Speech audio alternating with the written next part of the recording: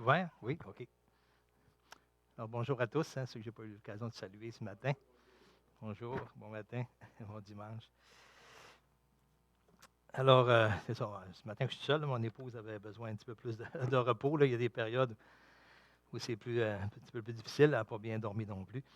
Mais elle vous salue à chacun, puis vous lui manquez toujours aussi.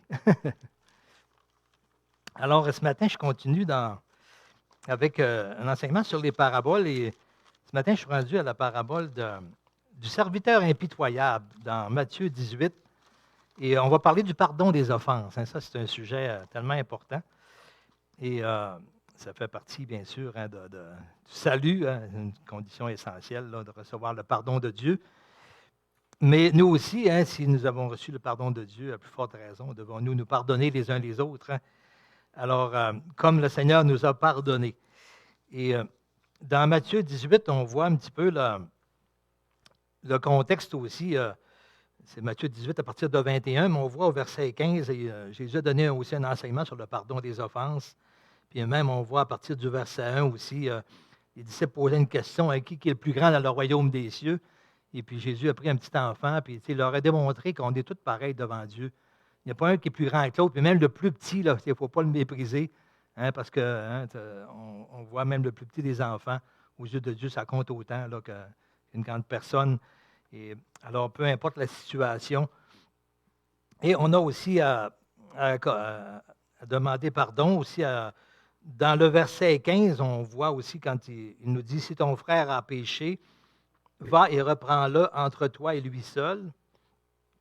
On voit que, il ne s'agit pas nécessairement ici qu'il m'a blessé. Des fois, il y a toutes sortes de petites choses qui ne sont pas nécessairement quelqu'un qui vit dans le péché, mais souvent des choses qui nous irritent. Ça ne veut pas dire que chaque petite chose de même qu'il faut commencer à vouloir tout le temps là, déterrer ça. Là. Mais parfois, c'est sûr, il faut régler des choses quand même. Mais ici, ça concerne vraiment si ton frère ou ta soeur, tu le vois que tu es témoin que c'est vraiment fait quelque chose de mal aux yeux de Dieu, c'est vraiment pas bien. Mais c'est de le faire entre toi et lui seul d'abord. C'est vraiment ça qui est l'important. Puis il dit, s'il t'écoute, bien, tu as gagné ton frère ou ta soeur. Ça veut dire que tu te réconcilies avec lui. La paix est apportée dans son cœur, dans le tien aussi. Et puis, il y a une procédure à suivre si jamais ça ne fait pas. Mais le reste, le but, en tout cas, c'est vraiment ça. Et puis, alors, ça ne veut pas dire pardonner qu'on n'a pas à reprendre. Ça fait partie aussi de la parole de Dieu, que si quelqu'un pêche, parfois, ça nécessite d'être repris. Si on voit que la personne ne semble pas réaliser le mal qu'elle a fait puis continue à le faire, il faut intervenir pour réparer cela. Mais par contre, si la personne reconnaît son tort et demande pardon, il faut accorder le pardon. Et ça a amené justement une question à Pierre. Alors, à partir du verset 21, on va le voir ici. Alors, Pierre s'approcha de Jésus, et lui dit, Seigneur, combien de fois pardonnerai-je à mon frère lorsqu'il péchera contre moi? Serait-ce jusqu'à 7 fois? J'aimerais dire que, selon la loi juive, en tout cas les rabbins, les pharisiens, eux et les scribes, ils enseignaient qu'on devait pardonner jusqu'à 3 fois. Ils interprétaient des passages de l'Ancien Testament à leur façon, parce que ça leur convenait. Là. Mais Pierre, on sait que Pierre, lui, il avait entendu Jésus dire, par exemple, il dit, si votre justice ne surpasse celle des pharisiens ou des scribes, vous n'entrerez pas dans le royaume des cieux. Alors, il savait que le Seigneur, lui, dans la justice de Dieu, il demandait un petit peu plus haut là, que les scribes et les pharisiens. Et puis, il a dit, ça reste jusqu'à 7 fois. 7, c'est comme dans la loi juive, c'est comme un chiffre qui représente la rémission. Alors, il a mis la barre 4 fois plus haut, eux autres, c'est 3 fois. Il dit, ça reste jusqu'à 7 fois. Et Jésus lui dit, je ne te dis pas jusqu'à 7 fois, mais jusqu'à 70 fois 7 fois. Ça veut dire 70 fois 7 fois. Ça veut dire 490 fois. Ça en fait des fois. Autrement dit, le Seigneur met un nombre ici qu'on ne doit pas calculer. Ça veut dire, tu n'as pas à calculer autant que ça va prendre de fois. Il faudra que tu pardonnes. Chaque fois il faut être prêt à pardonner. Et là, le Seigneur va expliquer pourquoi dans la parabole qu'il apporte. Alors, à partir du verset 23, il dit, c'est pourquoi le royaume des cieux est semblable à un roi qui voulut faire rendre des comptes à ses serviteurs. Ça me fait penser au passage que tu as apporté tout à l'heure dans Psaume 46, mon frère. Il dit, arrêtez, sachez que je suis Dieu et je domine sur toutes les nations. Ici, Dieu est présenté comme un roi. C'est lui qui domine sur toute la création. Puis nous, on est tous des serviteurs, on a tous à rendre compte. Dieu nous a créés avec toutes sortes de privilèges, avec des relations, tout ça. Et puis on a des comptes à rendre. Et ici, ça ne parle pas des comptes à rendre juste à la fin des temps, là, au jugement dernier, mais tout au cours de notre vie, Dieu va nous appeler, va essayer d'attirer notre attention pour qu'on se rende compte de notre comportement, pour qu'on rende compte de notre comportement. Alors ici, c'est plutôt ce genre de compte-là ici que le Seigneur veut faire. Et puis, au verset 24, il dit, quand il se mit à compter, on lui en amena un qui devait 10 000 talents. Et 10 000 talents, là, on dit que ça représentait environ 30 kilos d'or. Ça veut dire des millions et des millions de dollars. Là. Autrement dit, c'est une dette, ça dépasse toute capacité humaine là, à rembourser, surtout à cette époque-là. Le salaire était d'à peu près 16 cents par jour, un denier, à cette époque-là. Alors, des millions et des millions de dollars, personne n'aurait pu jamais. Ça représente notre dette à nous. Notre dette devant Dieu, là, puisque le roi ici représente Dieu, eh bien, notre dette, elle est immense envers Dieu. Alors, dans la parole de Dieu, ça nous dit qu'on est pécheurs depuis le bout des pieds jusqu'à la pointe des cheveux. On est complètement atteint par le péché. Alors, c'est beaucoup plus qu'on pense, qu'on ne l'imagine. Et ça dit ici, on en lui amena un. Il n'est pas venu de lui-même. Et on sait que c'est ça qui arrive. Là, le pécheur, lui, il fuit Dieu, il fuit la lumière. On va le lire d'ailleurs dans un verset là, que j'ai donné à mon frère. C'est dans Jean 3, 18 à 22. On peut le regarder. On va revenir tout à l'heure. Regardez votre page là. Jean 3, 18 à 22.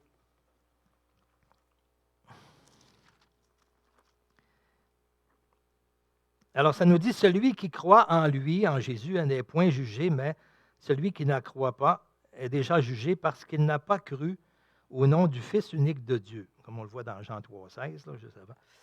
Et il dit au verset 19, « Et ce jugement, c'est que la lumière étant venue dans le monde, et c'est Jésus qui est venu dans le monde, les hommes ont préféré les ténèbres à la lumière, parce que leurs œuvres étaient mauvaises. Car quiconque fait le mal est la lumière, et ne vient point à la lumière de peur que ses œuvres soient dévoilées, parce qu'elles sont mauvaises. Mais celui qui agit selon la vérité vient à la lumière afin que ses œuvres soient manifestées parce qu'elles sont faites en Dieu. » Alors, on voit très bien que, à cause de notre péché, un peu comme Adam a agi après, Adam et Ève se sont cachés. Et c'est ainsi qu'on agit. On a besoin d'être amené devant Dieu à la réalité de ce qu'on vit parce qu'on ne réalise pas notre dette et on se cache. Le verset aussi, Jean 6, 44, nous dit que Jésus dit « Nul ne peut venir à moi si mon Père qui est dans les cieux ne l'attire. » Alors, on a besoin de la grâce de Dieu. C'est par la grâce de Dieu que Dieu prend des moyens pour attirer chaque personne. Et c'est ça l'Évangile, c'est ça le travail de l'Église aussi. C'est d'apporter ce message-là aux personnes qui réalisent quelle est leur dette là, envers Dieu. Et en réalité, presque chaque personne est quand même conscient. Dieu a mis une conscience dans chacun. Chaque personne est d'accord pour dire qu'ils font des choses mal dans leur vie. Mais la plupart des gens pensent que ce n'est pas si mal que ça. Ce n'est pas si pire, se compare à le pire. Puis, les gens, ils ne réalisent pas vraiment la dette. Et même nous, est-ce qu'on le réalise vraiment, là, toute la dette qu'on a envers Dieu? Alors, et c'est ça, c'est une dette immense. Et parce que chacun suivait sa propre voie au lieu de marcher avec Dieu. Il nous a créé le Seigneur pour marcher avec lui, puis chacun a suivi sa propre voie. Et ça veut dire qu'à tous les jours, on fait des offenses dans tout ce qu'on fait. Toutes les bénédictions qu'on a de Dieu, souvent, combien de fois qu'on lui rend vraiment grâce pour tout notre souffle de vie, ne serait-ce. Alors, c'est ça, on est plein d'offenses envers Dieu à tous les jours. Alors, c'est ça, on lui amena parce que lui ne serait pas allé de lui-même pour cela, comme la plupart d'entre nous d'ailleurs, on a besoin d'aide. On a besoin que Dieu nous attire au pied de la croix aussi. Alors, verset 25, comme il n'avait pas de quoi payer. Ben là, c'est impossible, c'est sûr. C'est une dette tellement immense que c'est impossible. Et nous non plus, on n'avait pas de quoi payer. Mais voici ici ce qu'il dit. Comme il n'avait pas de quoi payer, son maître ordonna qu'il fût vendu, lui, sa femme, ses enfants et tout ce qu'il avait, et que sa dette fût acquittée. À cette époque-là, selon la loi romaine, là, toutes les possessions que quelqu'un avait, même sa femme et ses enfants, faisaient partie de ce qu'il possédait. Et s'il ne payait pas ses dettes, toute la famille pouvait être vendue pour être esclave jusqu'au temps que la dette soit payée. Alors, c'est des choses qui pouvaient se faire. Et alors, c'est ça, Jésus amène des exemples qu'il pouvait comprendre aussi, à ce moment-là, saisir la gravité de la situation. Alors, ça veut dire que sa dette était vraiment très, très grave. Et le verset 26, c'est le serviteur se jetant à terre, se prosterna devant lui et dit, Seigneur, aie patience envers moi et je te paierai tout. Ici, on voit aussi qu'il n'est pas conscient vraiment de sa dette, parce que sa dette est complètement impayable. Mais c'est souvent ça, on présente l'Évangile aux personnes, souvent, la parole de Dieu. Et puis les gens, ils ne sont pas conscients de leur dette, puis ils pensent qu'ils vont se racheter. Donne-moi du temps, là, puis on veut avoir du temps pour se racheter. On veut continuer à faire ce qu'on fait, dans le fond, de mal, et suivre notre volonté, suivre chacun sa propre voie. Puis on se dit, de temps en temps, on va faire des bonnes œuvres ici et là. C'est le principe de la balance. Hein? Il me semble que si je fais assez de ces œuvres-là, ça doit compter pour ce que je fais de pas bien. Ça a été enseigné dans beaucoup de religions, quand même, ce principe-là. Hein, mais c'est complètement faux. Notre dette est tellement immense là, qu'on ne peut pas la racheter, peu importe les œuvres qu'on va faire, c'est impossible. C'est une dette qui dépasse. Alors, on ne peut pas se racheter, mais lui, c'est ça, et on voit qu'il n'était pas vraiment conscient de l'ampleur de sa dette.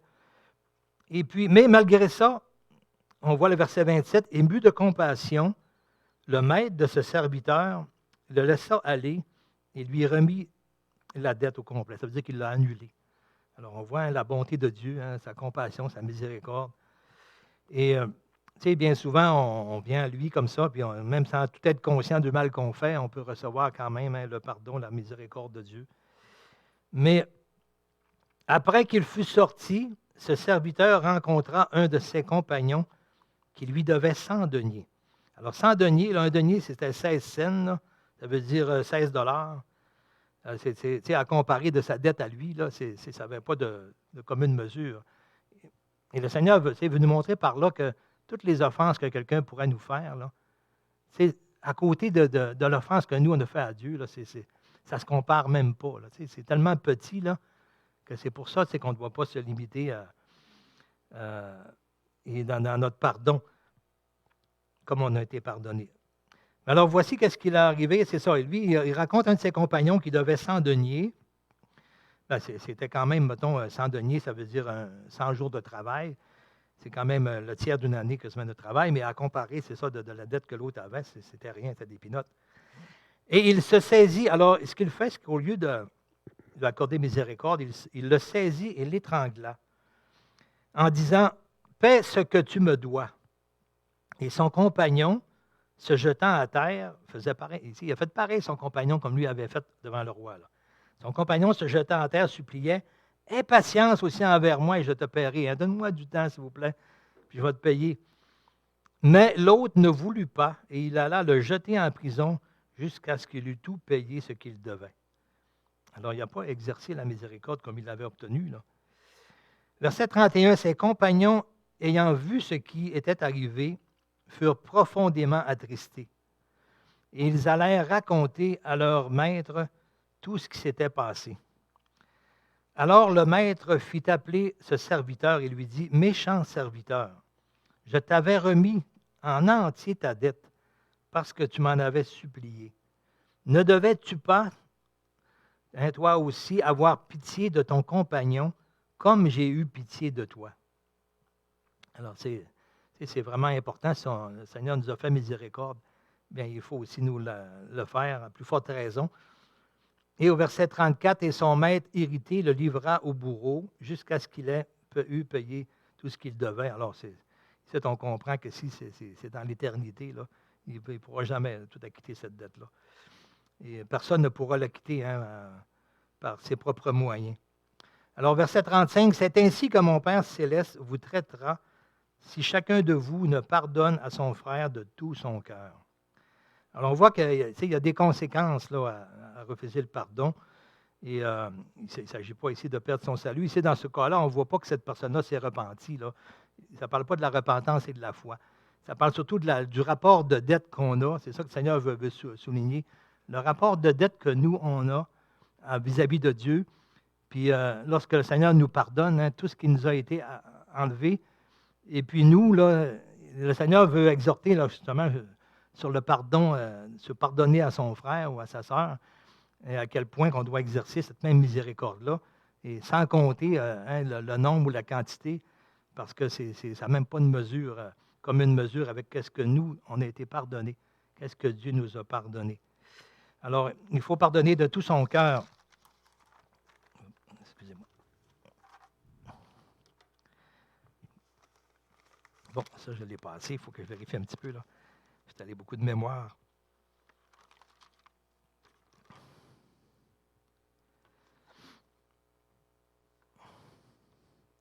Alors, c'est ça. On ne voit pas ici, par exemple, qu'il y a eu la repentance et la foi là, pour le salut. Mais ici, on voit que le but qui est visé par le Seigneur, c'est de nous montrer combien il nous a été pardonné, hein, et par la miséricorde de Dieu. Puis ne jamais l'oublier aussi, ne jamais l'oublier. Et comment devons-nous aussi exercer cette miséricorde envers les autres? Une petite note ici. Il y a beaucoup de personnes qui ne réalisent pas l'ampleur de la dette, de leur dette envers Dieu. Et puis, je pense que chacun de nous, on ne le réalise pas. Si on le réaliserait, là, on ne réalise pas toujours vraiment parce qu'on l'évalue à notre mesure d'homme, hein, ou de femme, hein, à notre mesure à nous, de ce qu'on voit. Là, mais le Seigneur, il sonde toutes les pensées, hein, les cœurs, les intentions. Et notre dette est bien plus grande que ce qu'on pense aussi. Et c'est ça, beaucoup vont chercher à se racheter parce qu'ils ne voient pas leur dette grande, fait qu'ils pensent qu'ils sont capables de la racheter. C'est ça le problème aussi, hein, de manque de repentance. Beaucoup de personnes entendent l'Évangile. Mais c'est pour ça qu'il faut mettre l'accent vraiment sur... Il faut que la personne sache là, à quel point elle a une dette envers Dieu. C'est ça qui va l'amener au besoin d'un sauveur, à supplier Dieu, hein, pour être pardonné de sa dette. Si on ne parle pas de cela, et souvent on parle juste, confie-toi à Dieu, il va tout arranger tes affaires, tout ça, là, mais... Hein, ou des fois, on veut parler de la condamnation éternelle. Mais la condamnation éternelle, c'est pas ça qui est. Premièrement, c'est qu'est-ce qui nous amène là? C'est notre dette envers Dieu. C'est ce point-là qu'il faut que les gens comprennent. Il n'y a pas de repentance si quelqu'un n'a pas compris ça. Si quelqu'un n'a pas compris, hein, qui a offensé Dieu en suivant sa propre voie, c'est pas qu'il est pécheur. Et puis, s'il ne comprend pas ça, il ne verra pas. Pour lui, pour ce que ça veut dire la repentance, il ne sait pas à quoi ça sert à ce moment-là. Il ne comprend même pas pourquoi que Jésus est mort sur la croix. Alors, c'est à cause de cette dette-là. Et là-dessus, il faut vraiment que ce soit amené aux gens. C'est pour ça que c'est-à-dire on lui amena quelqu'un qui devait. Et c'est le travail de l'Église, en fin de compte, des chrétiens, de présenter l'Évangile aux personnes et puis de les amener à réaliser qu'il y a un Dieu, hein, qui domine, comme tu l'as lu tantôt dans le psaume. Sur toute la création, il y a un créateur, puis on a des comptes à rendre. Il nous a créés pour avoir une relation avec lui, pour le servir. Et puis, on a des comptes à rendre. Et puis, on voit aussi beaucoup de personnes ont goûté à la bonté de Dieu et ont obtenu miséricorde aussi, puis ils n'ont pas nécessairement été reconnaissants, ils ne sont pas venus à la repentance pour tout ça. Tu sais, beaucoup de personnes ont prié Dieu là, de les délivrer, surtout quand ça va mal. Hein. Ah, Seigneur, aide-moi, je t'en supplie, tout ça, priez pour moi. Puis beaucoup de personnes ont reçu vraiment la miséricorde de Dieu, ont reçu soit une guérison, une délivrance, ou un travail, ou peu importe. Et puis, de toute façon, toute personne connaît la bonté de Dieu. Hein. Il est dit dans la parole que Dieu fait pleuvoir sa pluie autant sur celui qui croit, celui qui ne croit pas, et son soleil pareil. Alors, tout le monde profite de la miséricorde de Dieu parce qu'on est tous pécheurs, on ne mériterait rien. On n'a aucun mérite, aucun droit devant Dieu. Mais on a tous de sa miséricorde, mais en plus, il y a des personnes qui vont voir vraiment un miracle dans leur vie arriver, où ce que Dieu est intervenu, des chrétiens peut-être leur ont parlé, leur témoigné, Dieu compris pour telle affaire, puis la personne s'est sortie de son problème, vraiment par la grâce de Dieu. Et puis souvent, ça vire de bord, c'est de oublier. Ça repart dans la même vie qu'avant. Pas de repentance, pas de reconnaissance. Ça arrive souvent. On voit un exemple dans Luc 17 avec les 10 lépreux.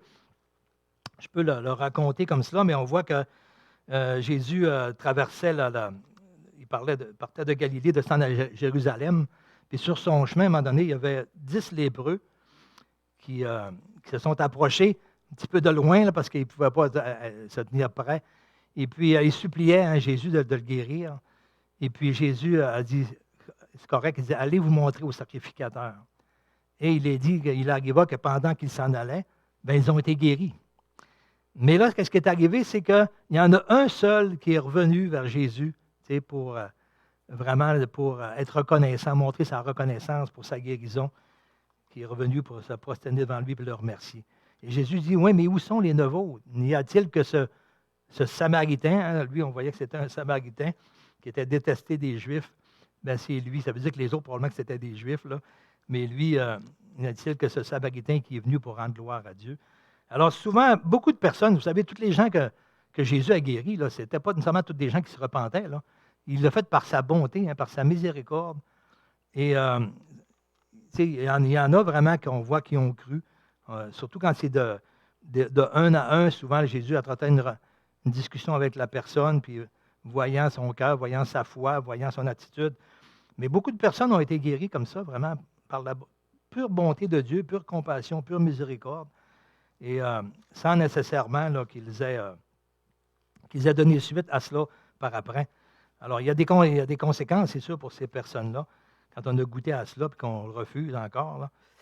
Et on voit dans Jean 5 aussi, je vous le raconte comme ça, c'est à la piscine de Bethesda, là, on voit quelqu'un qui était malade depuis 38 ans, là, qui était là assis sur le bord de la piscine. Et la parole de Dieu nous dit que de temps en temps, il y avait un ange qui faisait bouger l'eau. Hein, les gens ne voyaient pas l'ange, mais ils voyaient l'eau bouger. Encore là, c'est la miséricorde de Dieu, la bonté de Dieu qui faisait ça comme ça. Et le premier qui se jetait à l'eau, souvent, était guéri.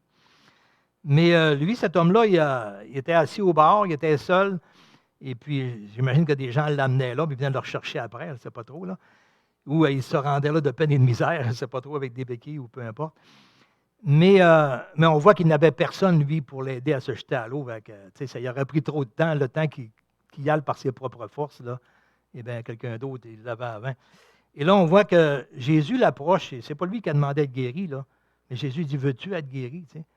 Puis ouais, mais il dit, comment m'en faire? Il dit, j'ai personne pour m'aider à aller à l'eau. Et le Seigneur lui montrer par là que c'est à lui qu'il faut aller. Lui, le Seigneur est suffisant, vraiment, pour cela. Et puis, il lui a dit, ben lève-toi et marche, et puis prends ton lit, puis va-t'en. Puis là, il s'est levé. Puis Jésus a disparu, puis il ne l'a pas revu pour l'instant. Mais plus tard, on voit que Jésus l'a revu au temple. Et puis, mais tu sais, il n'a pas nécessairement manifesté de reconnaissance ou de repentance, tout ça. C'est la bonté de Dieu, simplement.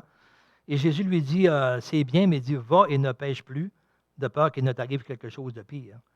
Alors, tu sais, on voit qu'il y a des conséquences. Dieu fait miséricorde là, à plein de gens sur la terre. En réalité, toute personne, là, les gens n'en sont pas conscients, mais toute personne, juste avoir notre souffle de vie, là, avec tout le mal qu'on fait, c'est déjà une miséricorde de Dieu, là, extrême, là, énorme. Alors, mais combien c'est ça en sont reconnaissants? Aujourd'hui, les gens disent, oh, merci la vie, merci. Les gens n'osent même plus dire merci Dieu, j'en connais. Dans mes proches, là, ça me fait de la peine un peu. Nous autres, on leur dit merci Seigneur, mais eux, ils disent merci la vie. Ils n'osent pas dire merci Dieu. C'est une offense grave, dans le fond. Tu sais, quand tu dis c'est Dieu qui t'a créé, puis ta créature ne veut même pas te remercier, elle remercie la création. Merci Mère Nature. Tu sais. Il y en a beaucoup qui disent ça. Là, j'en connais des proches, de mes proches qui disent ça. Ça nous fait de la peine, c'est ça, ça nous attriste. Hein? Mais c'est ça, Dieu fait miséricorde. Sa miséricorde, là, c'est extrême, là. Et parce que notre dette est immense. Et on voit aussi, il y a des conséquences à ça, comme il y en a des conséquences aussi à servir le Seigneur, à l'obéir, des conséquences extraordinaires. Et une aussi, un psaume, moi, je pensais tout à l'heure quand tu as dit psaume 40, là, c'est psaume 41, c'était tout proche, donc psaume 46. Psaume 41, moi, c'est un psaume qui m'a toujours parlé là, depuis que je suis chrétien. Depuis que j'ai lu ça, là, ça m'a resté crocheté, là, vraiment.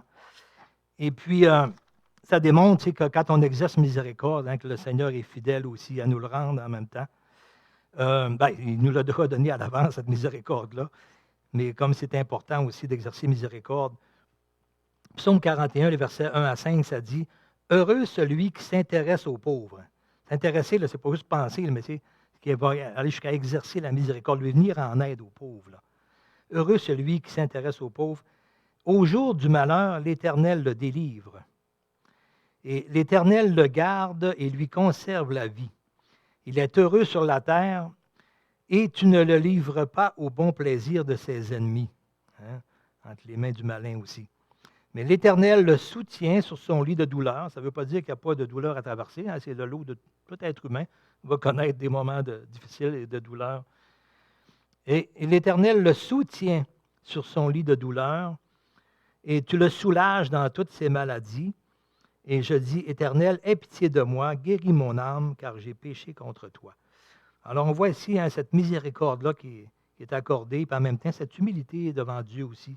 Hein, moi, j'ai péché contre toi. Mais ça, moi, ça m'a toujours touché, puis chaque fois que depuis que je suis chrétien, que je vois dans mes proches, dans mon environnement, là, quelqu'un qui est dans la misère, puis tu sais, que je pourrais faire quelque chose, là, ça m'a toujours interpellé. Là. Je disais à ma femme, je disais, tu sais, on ne peut pas, il faut l'aider, cette personne-là, il faut faire quelque chose. Et souvent, ben, puis quand on aide quelqu'un, des fois, ça coûte de quoi? Hein? Des fois, ça coûte même des sous, du temps, de l'énergie, il faut renoncer à des choses, il faut changer. On avait peut-être prévu quelque chose, il faut faire d'autres choses à la place. C'est comme quand on va déménager, ben, peu importe. Mais, tu sais, c'est aider, tu sais, le Seigneur, tu sais, quand on considère tout ce que le Seigneur a fait pour nous, il faut avoir cette attitude. Le Seigneur veut qu'on ait cette attitude-là, à aider, à soutenir, à secourir. Et puis le Seigneur le rend, ça. Et puis, des fois, ma femme me disait des fois, tu sais, on n'est pas capable, tu sais, ça va. Mais tu sais, je disais, mais écoute, si le Seigneur nous le met à cœur, nous le montre, là, ça nous travaille des entrailles. Là. Ça veut dire qu'il veut qu'on le fasse, on fasse quelque chose, tu sais, selon nos capacités. Là. Mais le Seigneur, il l'a toujours rendu. Il l'a toujours rendu, puis je relisais ça encore justement ce matin, ce passage-là, puis je me rappelais plein de choses là, qui est arrivé souvent, que c'est par la foi, des fois, on va aider. C'est pas qu'on, on y va par la foi, par amour pour le Seigneur, par gratitude de ce qu'il nous a fait, et par amour pour la personne aussi. Et puis, on se rend toujours compte par après là, que le Seigneur rend souvent, des fois, au centuple aussi. Mais si ce n'est pas dans ce siècle-ci, ce sera dans le siècle à venir. Le Seigneur va le rendre, c'est sa promesse. Alors, tu sais, la parole de Dieu, là, Dieu est fidèle dans sa parole. Et moi, c'est ça que je disais souvent à mon épouse. J'ai dit, tu sais, c'est la parole de Dieu. Il nous dit cela. Ça veut dire que Dieu, il ne ment pas à sa parole. Nous, on n'est pas fidèles à nos paroles, mais lui, Dieu, il ne peut pas être infidèle. Et s'il nous dit qu'il va nous soutenir, bien, c'est là-dessus qu'il faut compter mettre notre foi et marcher avec lui, obéir. Alors, c'est ça. Alors, moi, c'est ça qui me pousse à aider quelqu'un par amour pour la personne, mais parce que j'ai été aimé de Dieu, parce que Dieu est venu à mon secours. Et je sais que j'aurai encore des besoins, puis tu sais, je ne le fais pas dans le but d'acheter la protection de Dieu, mais tu sais, je le fais en reconnaissance de sa protection et de son secours, premièrement, pour la vie éternelle qu'il m'a donnée, pour son pardon si immense. Alors, OK, il faut pardonner de tout son cœur. Pourquoi? Parce que nous aussi, on était pardonnés. Et puis, j'aimerais qu'on lise dans Tite 3, 1 à 8. Encore deux passages à lire, là. 3 passages. Bon, Tite 3, 1. Je me suis mis des petits papiers là, pour me trouver facilement. Ah, ça, c'est pas...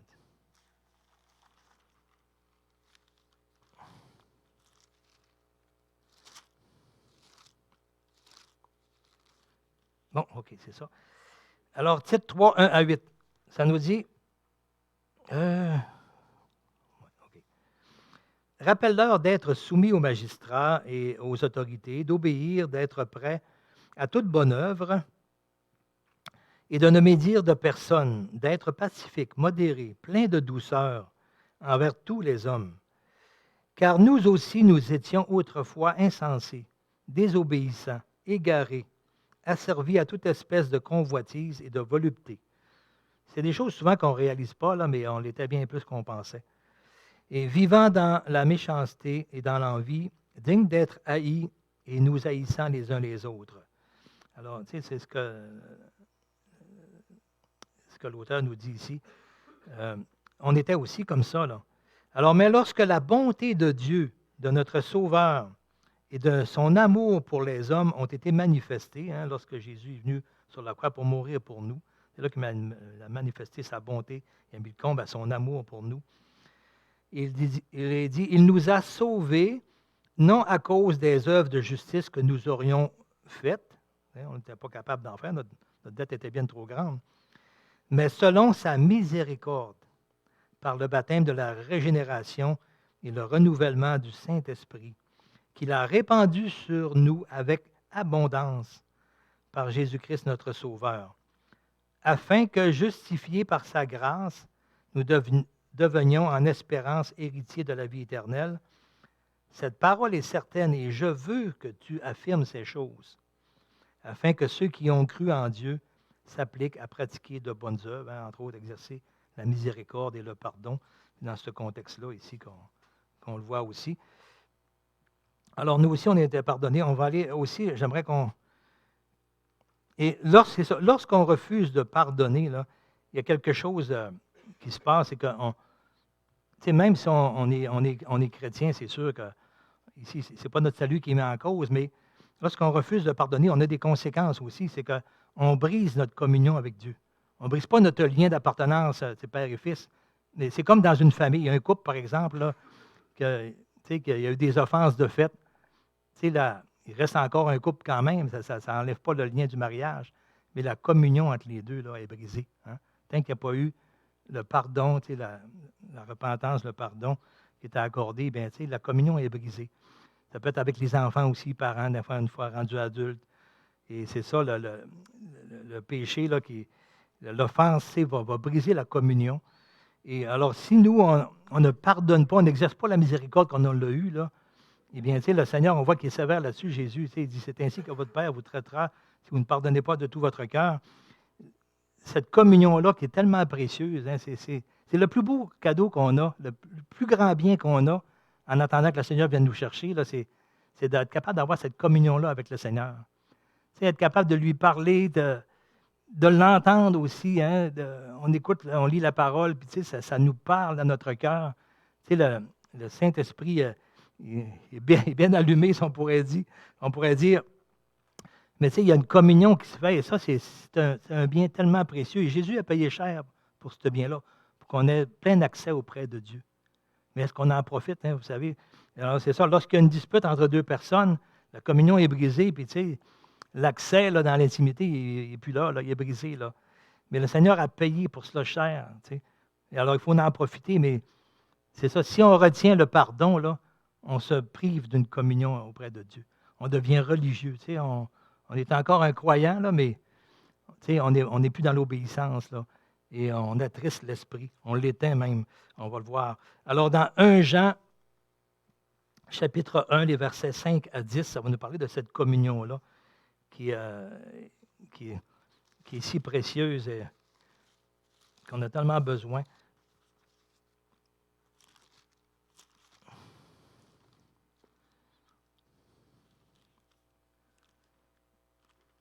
Ça nous dit même que les anges, là, ils chérissent là, cette communion-là qu'on a avec le Seigneur. Là. C'est quelque chose. Alors, 1 Jean 1, les versets 5 à 10, ça nous dit « La nouvelle que nous avons apprise de lui et que nous vous annonçons, c'est que Dieu est lumière et qu'il n'y a point de ténèbres, en lui de ténèbres.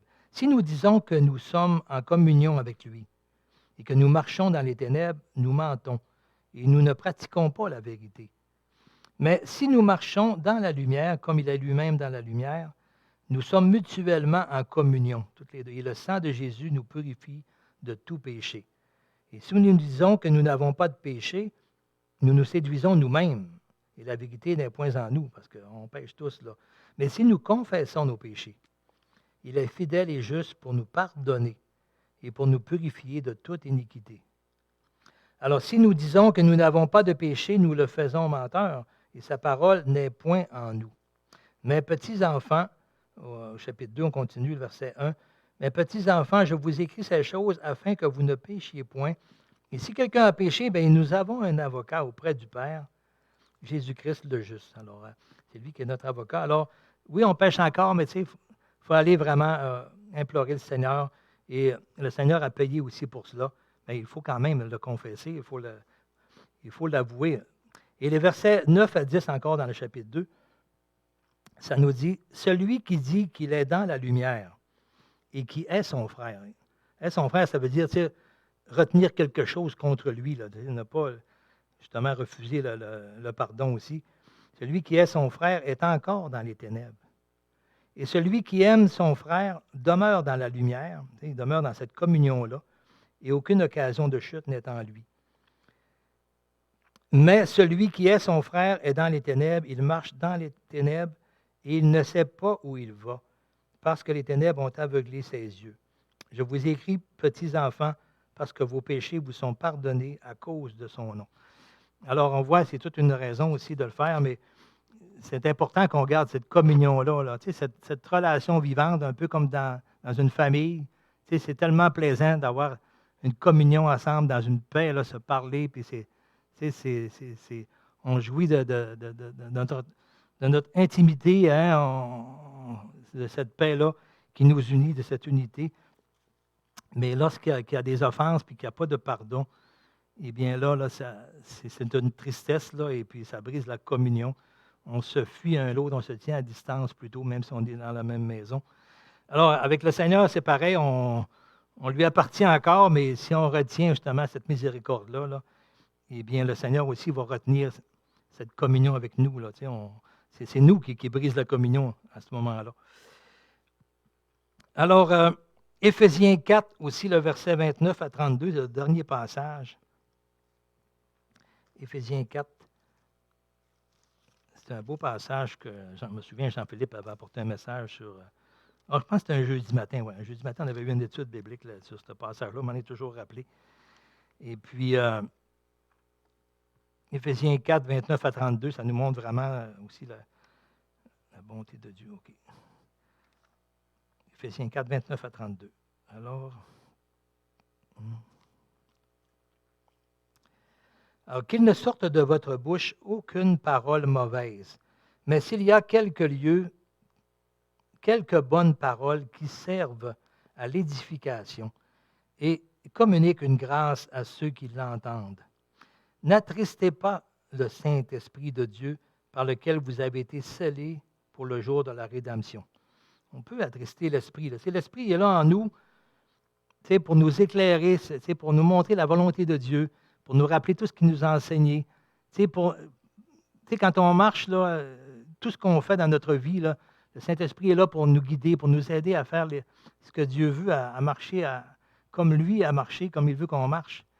Mais si on l'attriste, et en demeurant dans le péché ou en endurcissant son cœur ou en refusant, par exemple, le pardon, ou surtout dans nos relations les uns avec les autres, c'est dans le contexte de nos relations les uns avec les autres, bien, si on attriste l'Esprit, c'est que là, on ne le reconnaît plus, là, on ne voit plus la lumière et puis là, à ce moment-là, on marche dans les ténèbres, on marche aveuglément, on marche dans notre chair tout simplement, puis on récolte comme fruit toutes sortes de fruits de la chair, ce ne sera plus le fruit de l'Esprit qui va être porté à ce moment-là. Alors, ça dit, n'attristez pas le Saint-Esprit, parce que lui, le Saint-Esprit, il ne nous force pas là, comme un robot qui est en nous, là, mais c'est nous qui devons se soumettre aussi à lui, là, se laisser diriger. Mais le péché là, peut entraver là, le fait qu'on va l'écouter, qu'on va l'entendre et qu'on va le suivre.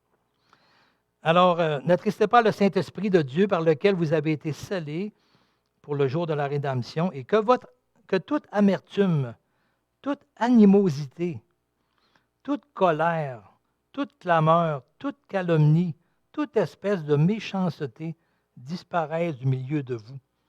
Alors, c'est dans ce contexte-là là, qu'on peut attrister l'Esprit, quand ces choses-là sont dans nos cœurs et qu'on ne réussit pas là, à venir auprès du Seigneur pour lui demander pardon.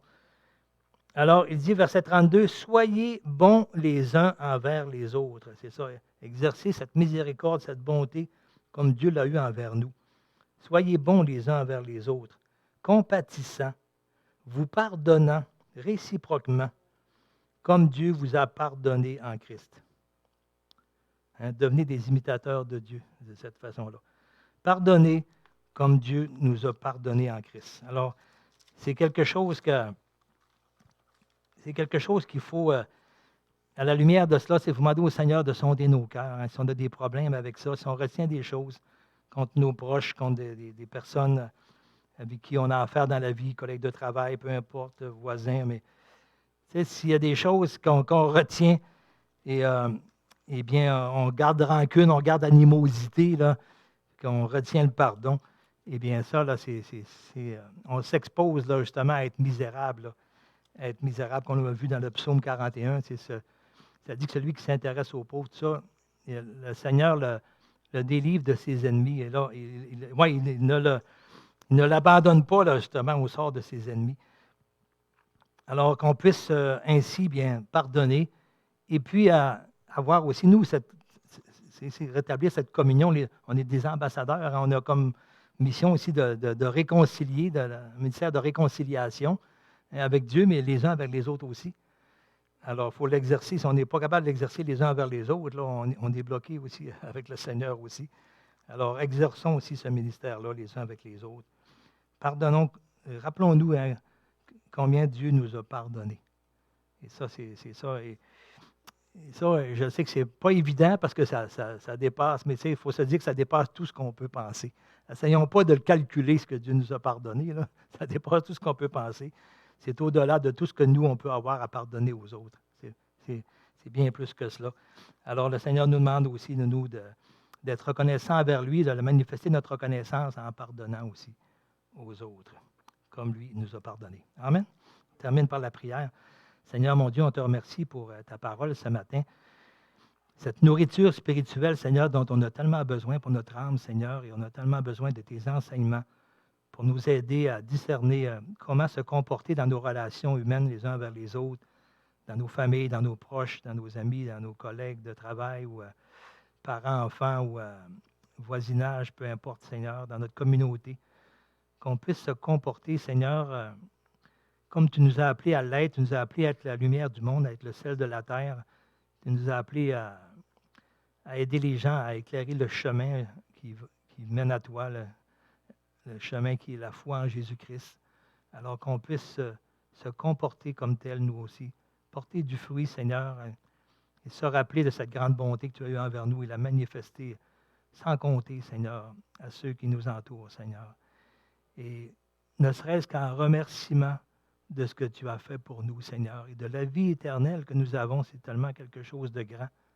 La vie éternelle, tu as payé sur la croix un prix si cher, Seigneur, pour qu'on puisse être pardonné. On n'a pas à faire cela, nous, autant pour les autres. Mais, Seigneur, c'est si peu ce que tu nous demandes de faire dans nos relations les uns vers les autres. Et c'est si bénissant, Seigneur, d'avoir une belle communion avec toi, de te sentir nous diriger, de te voir nous diriger. Il est dit dans la parole, reconnais-le dans toutes tes voies. C'est tellement plaisant de dire, hey, j'ai vu le Seigneur agir, je le vois agir, je l'ai vu mettre sa main aujourd'hui, je l'ai vu me diriger, je l'ai vu faire ceci ou cela, je le vois changer mon cœur, je le vois répondre à ma prière, je le vois changer le cœur d'une autre personne pour qui j'ai prié ou pour qui peut-être que j'ai aidé aussi. Alors, c'est tellement bon, Seigneur, et qu'on puisse y goûter pleinement en marchant comme tu nous as montré de marcher, Seigneur. Amen. Que le Seigneur vous bénisse. Bonne semaine à tous et que vous passiez. Ça fait plaisir.